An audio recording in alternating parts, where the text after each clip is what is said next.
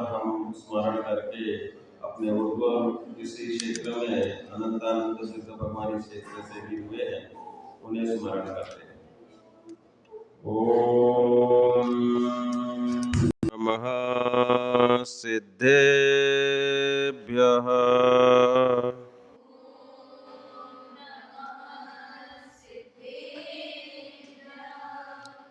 ओम नमः सिद्धेभ्यः।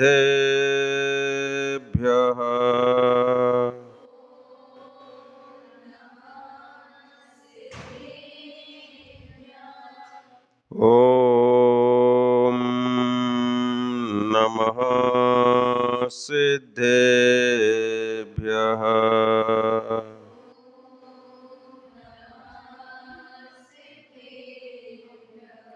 नमो अरिहन्ताणं नमो सिद्धाणं नमो आयरीयाणं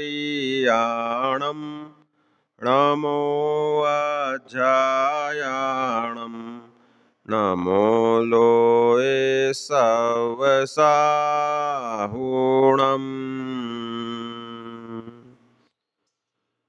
मिथ्यातपन निवारण चंद्र समान हो, मोहति मेरे वारण को कारण भान हो। काम कषाय मिटावन मेघ मुनीश हो, ध्यानत सम्यक रत्नत्रय गुणधीश हो। एष सुरासुर मनुसिंद वंदिदं धोदघायिकं मलम् प्रणमामि वड्डमानम् तित्थं धम्मस्कतारम्।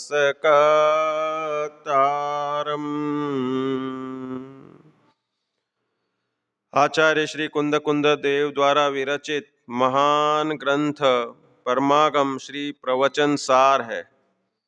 वस्तु व्यवस्था को निरूपण करके ज्ञान और ज्ञेय का स्वरूप समझा करके ध्रुव सामान्य में निमग्न होने की सतत प्रेरणा इस ग्रंथ में दी है। उत्पाद व द्रव्य उक्तम सत और सत द्रव्य लक्षणम और गुण पर्याय व द्रव्यम, यह वस्तु व्यवस्था के 3 सूत्र हमने समझे थे। और उसी की पिछली गाथा थी कि निज भावम न मुंचति, कभी भी अपने स्वभाव का कोई भी द्रव्य त्याग नहीं करता और उसके बावजूद उत्पाद व द्रव्य के साथ में है और गुण पर्याय के समवेतः समाहित है। इसलिए पुरुषार्थ सिद्धि उपाय के पुरुष की परिभाषा अर्थात जीव की परिभाषा में जो दी है उसे बार बार हम याद करते हैं श्लोक को। अस्ति पुरुष चिदात्मा विवर्जित स्पर्श रस गंध वर्णै गुण पर्याय समवेतः समाहित समुदय व्यय ध्रुव्यै। पर से नास्ति बताते हुए परिभाषा दे रहे हैं, क्योंकि हमने स्पर्श रस गंध वर्ण को ही समझा है। अरूपी तत्वों को कोई समझ सकता है क्या? किसी को कोई दर्द हो तो हम उसको जान सकते हैं क्या? किसी के गुस्से को हम पहचान सकते हैं क्या? वो उस असमान जाति पर्याय शरीर के लक्षणों से पहचानेंगे, लेकिन अंदर के वैर को या क्रोध के तीव्रतम अनंतानुबंधी के संख्यात असंख्यात अनंत भाव के संस्कार को वो खुद भी नहीं जानता कि मुझे इनको देख के गुस्सा क्यों आती। भाई बहुत से व्यक्तियों का ऐसा रहता है, किसी को देखकर सहज ही गुस्सा आती है, किसी को देखकर सहज ही वात्सल्य आता है, किसी को देखकर सहज ही अनेक प्रकार के ठगने के विकार आते हैं, विचार आते हैं। ये सब अनंतानुबंधी की मुख्यता से या पूर्व भव की संस्कारों के कारण उस जीव के प्रति वैसा संस्कार रहता है और वह वैर जिस भव में त्याग देता है वहां पर वह सम्यक्त्व सन्मुख या सम्यक्त्वी बन जाता है। कमठ ने 10 भवों बाद पार्श्वनाथ स्वामी के समो शरण में केवल ज्ञान होते ही वह वैर त्यागा और वह अनंत पापी से अनंत धर्मात्मा और सुखमयी चिन्मयी शाश्वत हो गया, सम्यक दर्शन से सुशोभित हो गया। इसलिए कभी भी पापी से नहीं, पाप से घृणा करनी चाहिए। पापी तो पुण्यात्मा या धर्मात्मा बन सकता है पाप छोड़कर। अब आज हम 96 नंबर की गाथा समझ रहे हैं और इसमें वह गुण पर्याय उत्पाद व्यय ध्रुव्य इनका ही पुनर्स्थापित करण पक्का करके बता रहे हैं।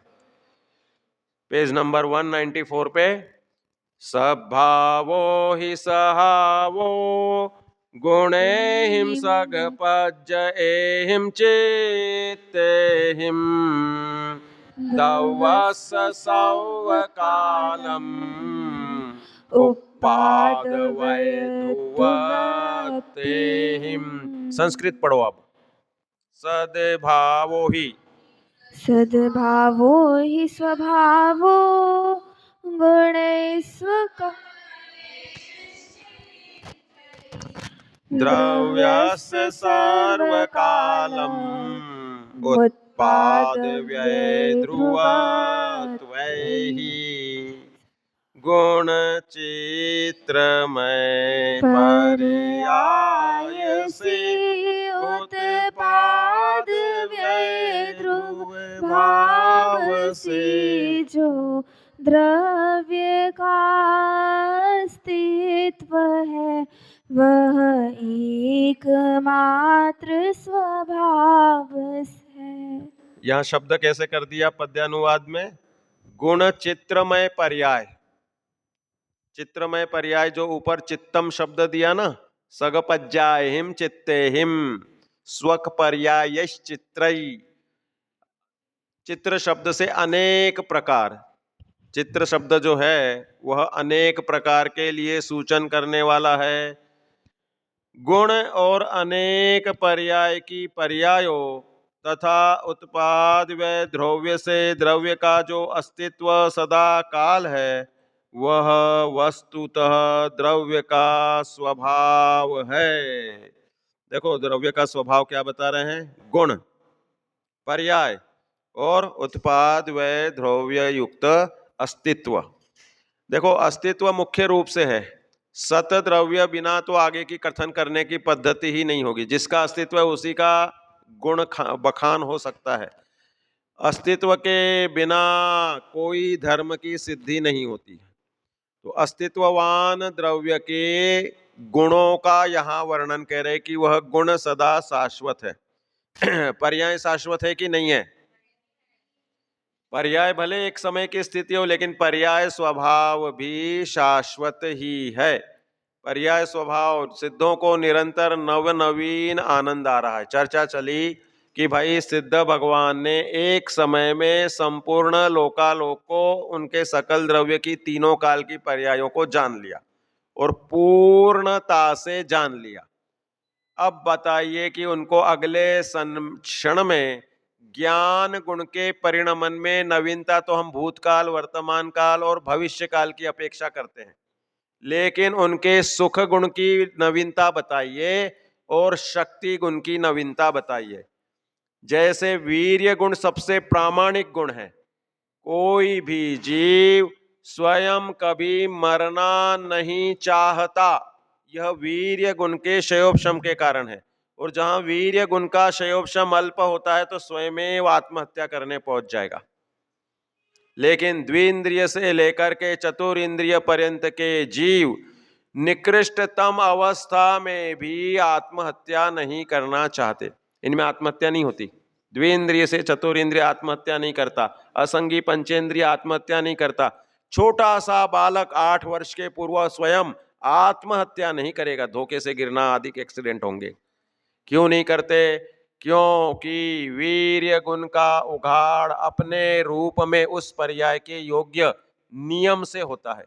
कितनी भी दुखमय अवस्था क्यों ना हो जाए, जीव सदा जीना चाहता है, यह वीर्य गुण का कार्य है। सिद्ध भगवान अक्षय अनंत वीर्य के धनी हैं। एक समय में जो शक्ति है, देखो उनके सुखों के लिए बताते हैं, या समझ लो कि जानने की क्षमता इतनी अधिक है कि अनंत अलोकाकाश को भी एक समय में जान लेंगे, और ऐसे अनंत गुणे हो जाएं तो भी जान लेंगे। लेकिन वह नित्य निरंतर नवीन नवीन सुख पने का वेदन प्रत्येक पर्याय में होता है। उसमें मुख्य कारण है वीर्य गुण। वीर्य गुण के कारण स्वरूप की रचना प्रति समय नवीन होती है। जो एक समय पहले में था वो एक समय बाद नहीं हूं। अवधि ज्ञानी पकड़ लेते हैं। देवगति के देव जब सनत कुमार चक्रवर्ती को व्यायामशाला में देखते हैं, तो उसके बाद में जब राज्य सभा में आते हैं राजसभा में, तो बोलते हैं तुम्हारे शरीर के परमाणुओं में जो क्षरण हुआ है वो हम अवधि ज्ञानियों के गोचर है कि चक्रवर्ती के शरीर जिसमें बुढ़ापा कभी नहीं आता, वो शरीर भी ढल चुका है, एक एक समय में निरंतर ढलता हुआ है। वो है ना आपका कौन सा अनित्य भावना में, अंजुली जल सम जवानी क्षीण होती जा रही।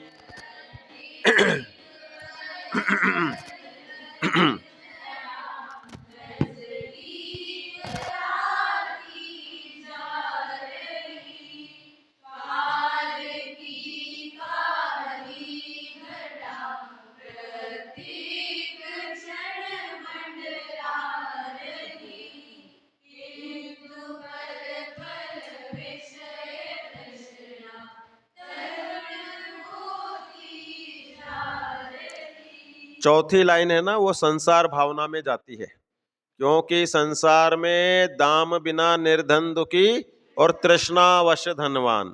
और इन्होंने विषय तृष्णा को काल द्रव्य के सापेक्ष, अनित्य भावना काल द्रव्य के सापेक्ष चलती हमेशा, क्योंकि नित्यता भी काल ही देता है। सिद्ध भगवान के लिए या जिसने सम्यक दर्शन प्राप्त कर लिया है, ऐसे जीवों के लिए काल रुक गया है, क्योंकि वो जानता है कि अब मैं कभी बूढ़ा नहीं होऊंगा, अब मैं कभी मरूंगा नहीं, अब मुझे जो स्थिति ज्ञायक रूप से प्राप्त हुई है अनंत काल तक मैं ज्ञायक ही रहूंगा, इसलिए उसे काल भय निकल गया। और सातों के सातों भयों में काल का ही रूप ज्यादा है कि उस काल में ऐसे कार्य ना हो जाए जो हमारे लिए प्रतिकूल हो जाए। तो काल का भय निकल जाने के लिए नित्य स्वभाव जिसने जान लिया, उसको अनित्य काल का एक एक समय समय का परिवर्तन दुखी नहीं कर सकता, क्योंकि मैं त्रिकाली हूं या अकाली हूं। बताओ साहब, शब्द कौन सा है? त्रिकाली होने से फायदा है कि अकाली? त्रिकाली में भूतकाल में रहा, इससे क्या फायदा है? त्रिकाली का तो मुझे कोई विशेष लाभ नहीं, मैं भविष्य में रहूंगा। किसने देखा भविष्य और किसने देखा भूतकाल? क्या हम भूतकाल का वेदन अभी कर सकते हैं? कैसे करते हो भूतकाल का वेदन? वो तो मोही जीव करते हैं। वास्तव में सामान्य भी मोह जिसका मंद हो गया हो, वो बोलता है कि भाई मैं पिछले भव में क्या था, अब कोई फर्क नहीं पड़ता। हमें कोई बता दे कि पिछले भव में आप साहब तिर्यंच गति से आए, तो अब कितना मुझे वैल्यू कम ज्यादा हो जाएगी?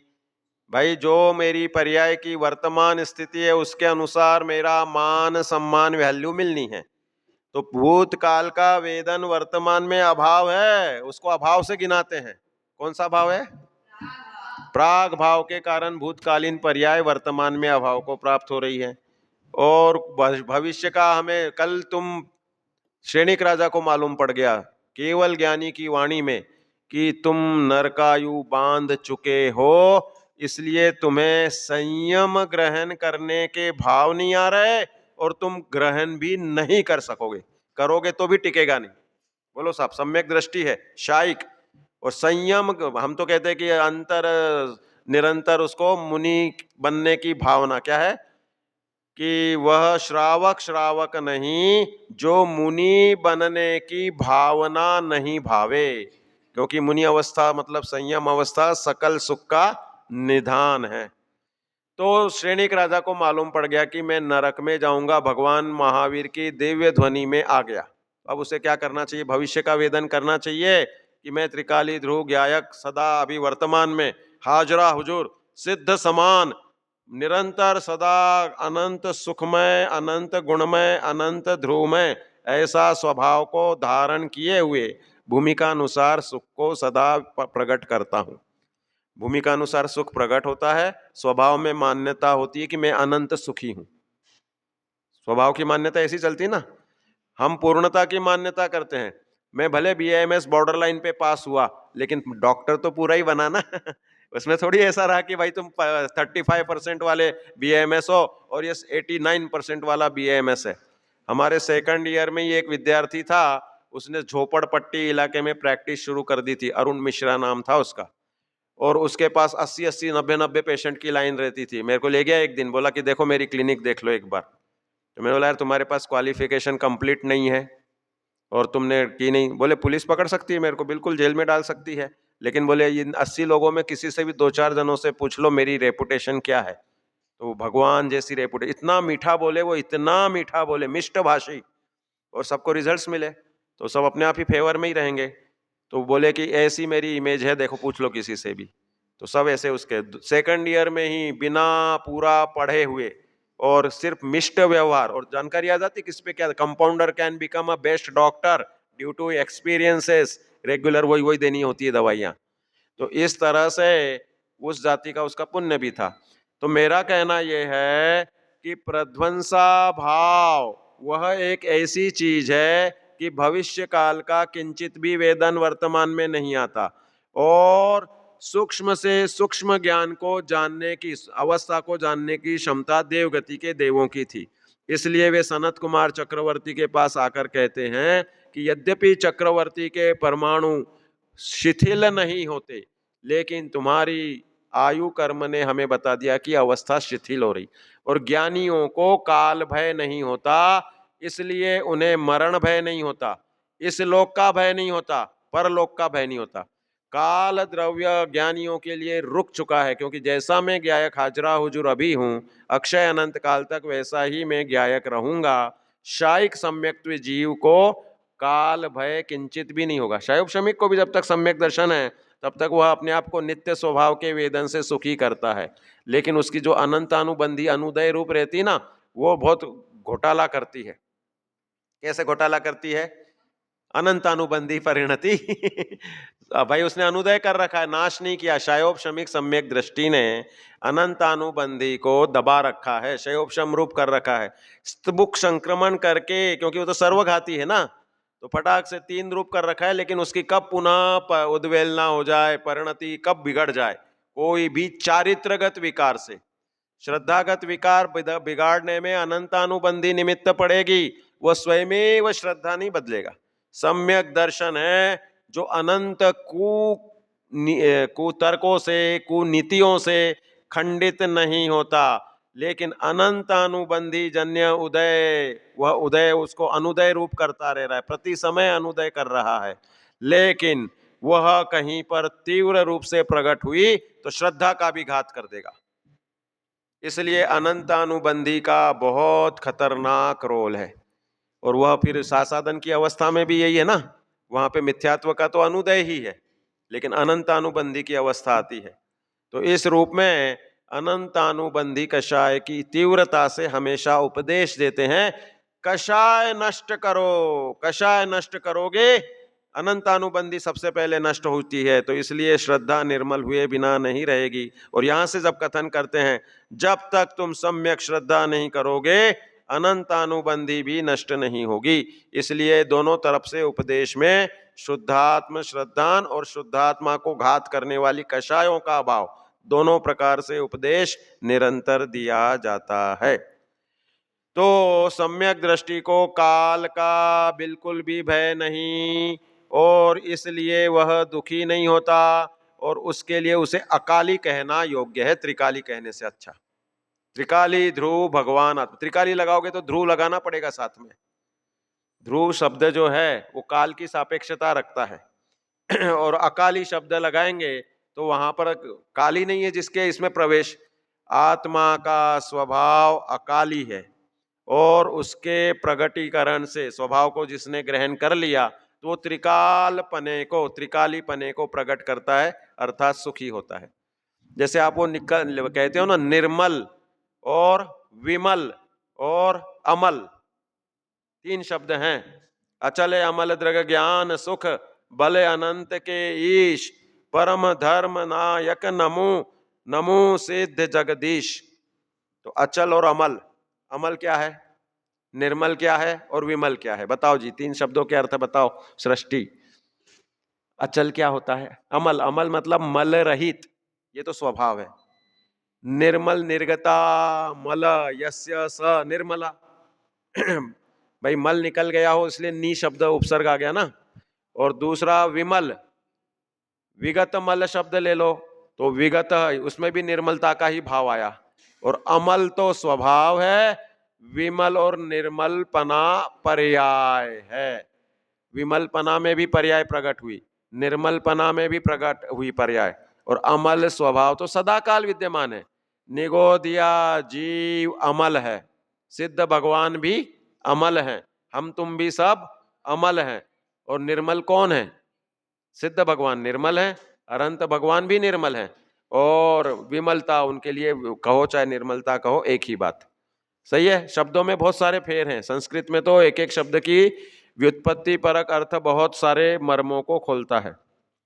चलो पढ़ो गाथा का टीका में आचार्य अमृतचंद्र देव ने क्या लिखा। माइक किसके पास है, पढ़ो। उक्त गाथा का भाव तत्व प्रदीपिका टीका में आचार्य अमृतचंद्र इस प्रकार स्पष्ट करते हैं। अस्तित्व द्रव्य का स्वभाव है और वह अस्तित्व अन्य साधनों से निरपेक्ष होने का कारण अनादि अनंत होने से अहेतुक एक रूप वृत्ति से सदा ही प्रवर्तित होने के कारण विभाव धर्म से निरपेक्ष होने से भाव और भाववानता के कारण अनेकत्व होने पर भी प्रदेश भेद न होने से द्रव्य के साथ एकत्व धारण करता हुआ अस्तित्व द्रव्य का स्वभाव ही क्यों न हो। अर्थात नियम से हो, ब्रैकेट में ऐसा डाल सकते थे कि द्रव्य का स्वभाव क्यों ना हो, मतलब नियम से हो। क्या बता रहे हैं? द्रव्य का स्वभाव अस्तित्व है, सत द्रव्य लक्षणम की परिभाषा हो रही है। वह अस्तित्व कैसा है? पर निरपेक्ष पर सापेक्ष। कौन सा है बताओ? अस्तित्व हमारा पर के सापेक्ष है कि पर के निरपेक्ष है? पर द्रव्य हो या ना हो, मुझसे मेरा अस्तित्व का कोई संबंध है क्या? भाई माँ नहीं होगी तो बेटे का संबंध होगा क्या? तो पर का सापेक्ष बना है कि नहीं है? वो तो पर्याय की बात हो रही है, असमान जाति पर्याय की निमित्त की बात हो रही है। प्रत्येक जीव बिना किसी माँ के, बिना किसी पिता के अनादि अनंत अपने रूप में ही है। असमान जाति पर्याय की अपेक्षा यहाँ किसी द्रव्य की कोई माँ होती हो, द्रव्य का कोई पिता हो, ऐसा थोड़ी है। वो तो पर्याय में, असमान जाति पर्याय में होते हैं। देवगति में माता पिता होते हैं, भोग भूमि में माता पिता होते हैं। सही है, होते हैं लेकिन मर जाते हैं, इसलिए माता पिता का व्यवहार वहां पे नहीं है। नरक में तो है माता पिता का व्यवहार कि नहीं है? माँ और बेटा नरक में चले जाएं कषायवश और एक दूसरे की लड़ाई करे और वो जाति स्मरण हो जाए कि अरे बेटा तू तो मेरा बेटा था, तो वो वात्सल्य देगी कि उसको मारेगी?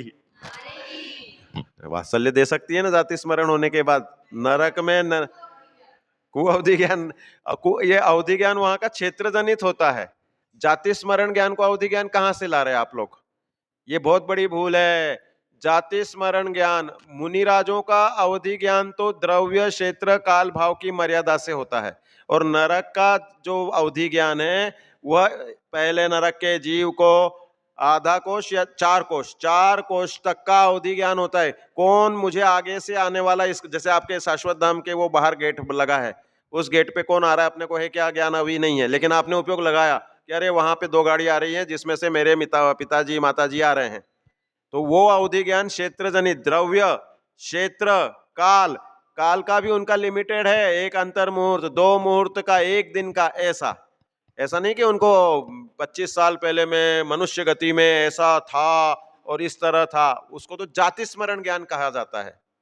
मनुष्य गति में भी ऐसे, इधर मैंने बताया ना हरियाणा के लोगों का, हर कभी आप यूट्यूब पे डालोगे ना, जिन्होंने पुनर्जन्म को जान लिया, तो ऐसे हजारों वीडियो मिल जाएंगे और वो बताएंगे कि गए उधर, उनने बताया कि पिछले भाव में ये था, सबकी अपनी पत्नियों को पहचान लिया, उस 4 साल के बालक ने नाम लेके सब बड़े बड़े भाइयों को, घर के सब बूढ़े बूढ़ों को बुला लिया। तो वो क्या है? जाति स्मरण ज्ञान, वो अवधि ज्ञान नहीं है।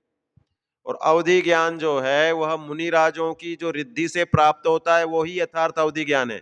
नारकियों का अवधि ज्ञान होता है, वो उन्हें सामने आने वाला व्यक्ति ढाल बन के आ रहा है या भाला लेके आ रहा है या कुछ लेके आ रहा है, इस रूप से जान करके उसके प्रतिकार करने में यूज करने वाला कुअवधि ज्ञान, कि वो मारामारी के लिए काम में आएगा उसको, कि सामने वाला अगर भाला लेके आ रहा है तो मुझे धनुष्य से यहीं से मारना चाहिए, ऐसा कुअवधि ज्ञान जिससे कुकार्य ही साधा जाएगा, हिंसा ही साधी जाएगी। और देवों को जो अवधि ज्ञान है, उनको द्रव्य क्षेत्र काल भाव की मर्यादा विशेष है, वो पहले पुण्य करके आए। सौधर्म स्वर्ग का इंद्र, उसका अवधि ज्ञान का क्षेत्र संपूर्ण जम्बू द्वीप। मैं यहाँ बैठा हूं, अगर इंद्र उपयोग लगाए कि ये कहाँ से था, कौन था, क्या कर रहा है, उपयोग लगा सकते। सर्वार्थ सिद्धि के देवों का अवधि ज्ञान का क्षेत्र संपूर्ण त्रसनाड़ी, केवली ज्ञान के नीचे है वो। सर्वार्थ सिद्धि के देव संपूर्ण त्रसनाड़ी का अवधि ज्ञान है। संपूर्ण त्रसनाड़ी को उखाड़ फेंकने की ताकत का नाम है उनका वीर्य का उघाड़, वीर्य गुण का उघाड़। तो इतनी उनकी सामर्थ्य। और सौधर्म इंद्र की जम्बू द्वीप के ही लोगों को उखाड़ फेंकने की, उनका लालन पालन भरण पोषण निहाल करना या मारण करना, इतनी सब क्षमता है। हमारा तुम्हारा कितना है कि हम इधर की एक मुट्ठी प्रमाण भूमि को उखाड़ फेंकने की ताकत रखते हैं, लेकिन वो भी सूखी हो तो नहीं